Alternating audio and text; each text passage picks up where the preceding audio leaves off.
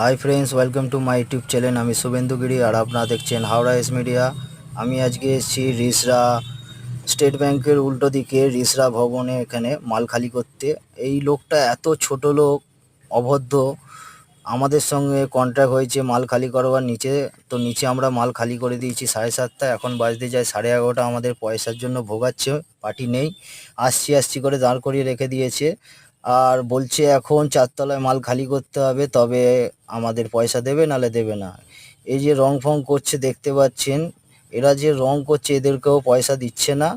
এরা কি করেছে, এরা ক্লাবের লোক নিয়ে এসছে, দেখতে পাচ্ছেন এই যে সব দাঁড়িয়ে রয়েছে, এরা ক্লাবের লোক। এরা এসে ঝামেলা করছে যে ওদের টাকাটা দিচ্ছে না। এরা 70,000 টাকা বিল করেছে, তো এদের বলছে 60,000 টাকা দেবো, ওর বেশি দেবো না। এটা কোনো মানে হয়?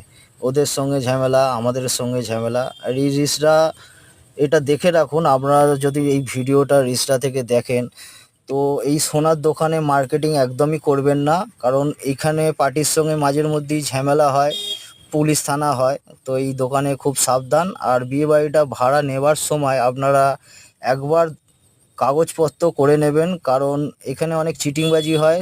ঘরটা ছাড়বার সময় এক রেট বলে আর ঢোকবার সময় এক রেট বলে। তো লোকটা খুবই খারাপ প্রকৃতির লোক, এরকম লোক তো দেখিনি। যদি আপনারা দেখে থাকেন তো লাইক আর কমেন্ট শেয়ার করে দেবেন। আর এই দোকান থেকে খুব সাবধান হয়ে থাকুন, দোকানটা দেখেই রাখছেন, খুব সাবধানে থাকবেন।